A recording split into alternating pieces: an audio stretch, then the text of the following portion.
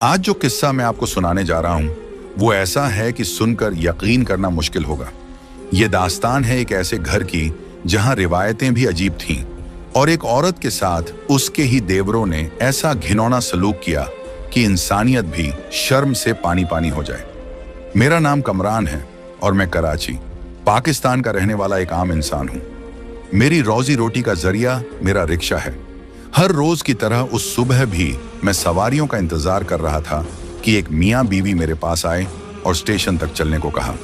सवारी अच्छी थी, किराया भी मुनासिब से कुछ ज्यादा, तो मैंने फौरन हामी भर ली। उन्हें स्टेशन पर उतार कर मैं वापस मुड़ ही रहा था कि सामने से एक लड़की आती नजर आई। दिल में ख्याल आया शायद कहीं जाना चाहती हो, तो मैंने रिक्शा रोक दिया। उम्र कोई 25-26 साल रही होगी, बदन पे साड़ी थी और चाल में अजीब सी लड़खड़ाहट। चुपचाप आकर रिक्शे में बैठ गई और चलने का इशारा किया। मैंने सोचा शायद मेन रोड तक जाएगी, तो मैंने रिक्शा बढ़ा दिया। राह भर शीशे में उसे देखता रहा। माथे पर टीका, जिससे मालूम होता था कि वो हिंदू मजहब से ताल्लुक रखती है।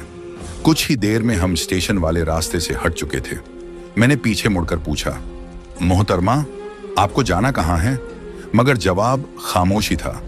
वो एक गठरी को अपने सीने से लगाए बैठी थी, जो शायद उसका इकलौता सामान था। मैंने फिर सवाल दोहराया तो बोली, आगे लिए चलिए। लगा जैसे शहर में नई आई हो, शायद रास्ता पहचान ले कहीं जाकर। मैं यूं ही रिक्शा चलाता रहा, यहां तक कि मेन रोड भी पीछे छूट गया। फिर मैंने दोबारा पूछा, मोहतरमा, कुछ तो बताइए, कहां उतरना है?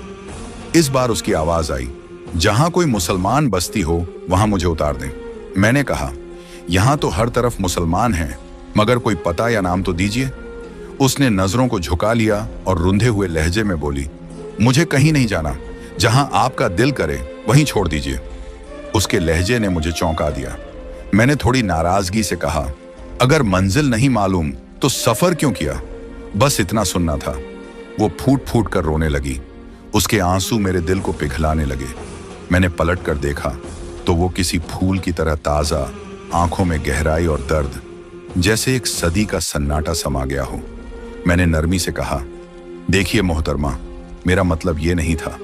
आप जहां कहेंगी मैं बगैर किराए के पहुंचा दूंगा, बस इत्मीनान से बताइए। वो लरजती आवाज में बोली, मेरा इस दुनिया में कोई नहीं, ना कोई ठिकाना, ना कोई सहारा।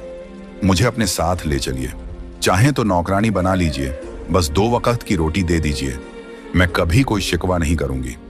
उसके लफ्ज ऐसे थे जैसे मैं कोई बादशाह हूं और वो एक ताजदार कनीज। अब एक बात और बता दूं, मैं एक पांव से लंगधा हूं, लकड़ी की टांग लगवाकर रिक्शा चलाता हूं। यही वजह थी कि गांव में कोई मुझे रिश्ता नहीं देता था। कौन अपनी बेटी किसी लंगड़े बेरोजगार आदमी को देगा? मगर उस वक्त मैंने सोचा, शायद ये मेरा मुकद्दर है। मैंने उससे कहा, अगर तुम्हें कोई एतराज नहीं तो मैं तुमसे निकाह करने को तैयार हूं। चाहो तो अभी चलो, और अगर कुछ वक्त चाहिए तो तारुल अमान में ठहर जाओ।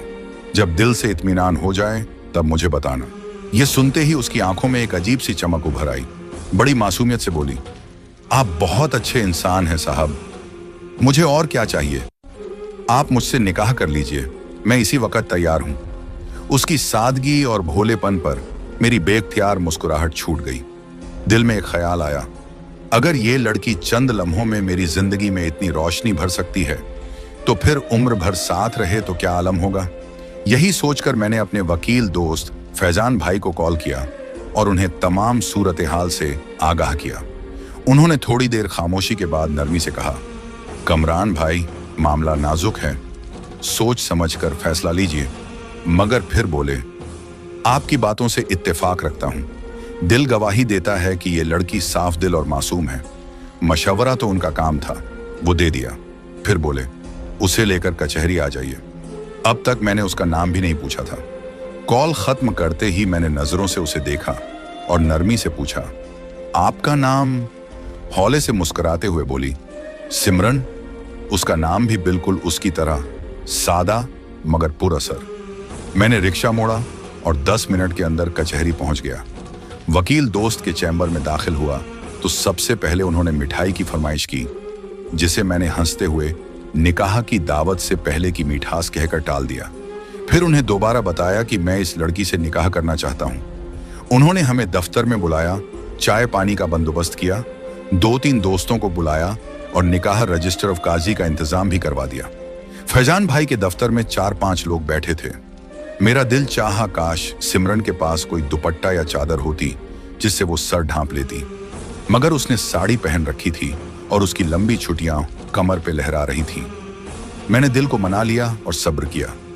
निकाह के वक्त पता चला कि सिमरन ने चंद रोज पहले इस्लाम कबूल किया है। उसे अब तक न नमाज का इल्म था न रोजों का, मगर मुझे कोई हैरत नहीं हुई। उसके हुलिये से वो जाहिर होता था कि वो अभी नए सफर पर निकली है। फैजान भाई ने एहतियातन एक सवाल किया, क्या आप कुंवारी हैं? उसने जवाब देने के बजाय चुप्पी इख्तियार कर ली। फैजान भाई ने उसकी शर्मोहिया को ही जवाब मान लिया और निकाहनामे की तहरीर मुकम्मल करवा दी। इस तरह हम मियाँ बीवी के मुक़द्दस बंधन में बंध गए। उस लम्हे मुझे ऐसा महसूस हुआ जैसे मेरी जिंदगी में एक नया सूरज निकल आया हो।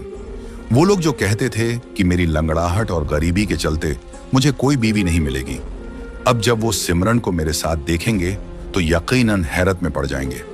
मैंने सोच लिया था कल ही रिक्शा से छुट्टी लूंगा और सिमरन को अपने गांव ले जाऊंगा।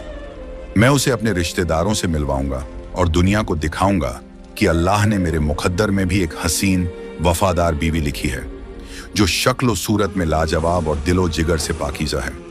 निकाह के बाद जो एहसासात होते हैं वो बयान से बाहर हैं। मुझे यकायक सिमरन से मोहब्बत महसूस होने लगी थी। मैंने बाजार से एक शॉल खरीदी, उसे रिक्शा में बिठाया और अपने घर ले आया। घर पहुंचकर मैंने अपने हाथों से चाय बनाकर उसे पेश की। वो चाय पीते ही ताजगी से खिल उठी। मैं खुद भी थका हुआ था, मगर खुशी की शिद्दत ने हर थकान को भुला दिया। मैंने उससे कहा, तुम यहीं ठहरो, मैं तुम्हारे लिए नए कपड़े लेकर आता हूं। पता नहीं क्यों वो मुझे उन्हीं पुराने कपड़ों में ठीक नहीं लग रही थी। मैं बाजार गया और अपनी जमा पूंजी का करीब आधा हिस्सा सिर्फ सिमरन पर खर्च कर दिया। नए कपड़े, खाने पीने का सामान और कुछ जरूरी चीजें लेकर वापस आया। घर पहुंचा तो देखा वो चुपचाप बैठी थी, मेरी राह देखती हुई। मैंने मुस्कुराते हुए कपड़े दिए और कहा, हाथ मुंह धो लो, तब तक मैं खाना लगाता हूं। उसने सर हिलाकर हामी भरी और नहाने चली गई। जब बाहर निकली तो उसका हुस्न और निखर आया। मैं बस उसे देखता ही रह गया। वो पहले से कहीं ज्यादा हसीन लगने लगी थी। उसकी शहद सी रंगत, गुलाबी लब और रेशमी जुल्फें जैसे किसी तसव्वुर की तस्वीर हों। जब मैंने उसे भरपूर नजरों से देखा तो वो शर्म से झुक गई। मुझे लगा जैसे किसी फकीर को जन्नत की हूर मिल गई हो। मैंने उसे अपने हाथों से खाना खिलाया, अपनी मोहब्बत की गर्मजोशी उसके सामने पेश की और देखा कि अब उसके चेहरे पर घबराहट की जगह तसल्ली और ताबंदी थी। मुझे खुद यकीन नहीं हो रहा था कि महज 2 घंटे में मेरी तन्हा जिंदगी इस कदर बदल जाएगी।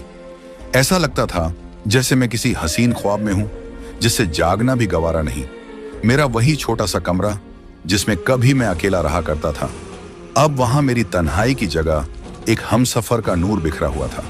मेरे साथ बैठी थी तो मुझे महसूस हुआ कि मैंने शायद दुनिया की सबसे बड़ी नेमत हासिल कर ली है।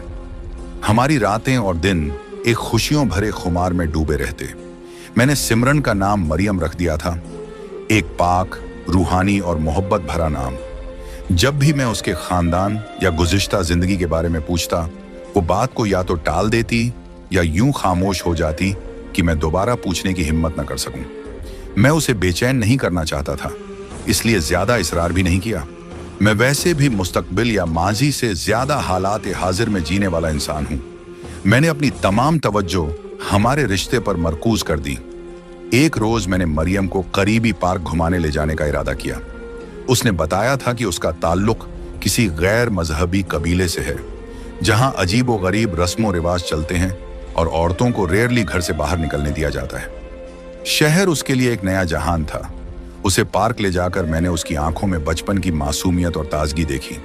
वो झूलों को देखकर मुस्कुराई, मगर उन पर बैठने से हिचकिचा रही थी। मैंने भी जिद नहीं की। हम पार्क से निकलकर एक ढाबे पर बैठे थे कि मैंने महसूस किया एक शख्स हमें बराबर घूर रहा है। उसकी दिलचस्पी मुझसे कहीं ज्यादा मरियम में थी। मैं वैसे लड़ाई झगड़े से गुरेज करने वाला शख्स हूं और शहर की ये बातें आम हैं, मगर उसका घूरना अब नाकाबिले बर्दाश्त होता जा रहा था।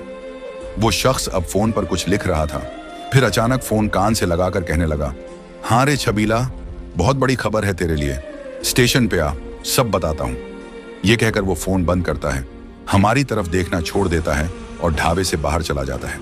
मरियम इन तमाम बातों से बेखबर थी, मगर मेरा दिल एक अजीब से बेचैनी और खदशे में गिरफ्तार हो चुका था।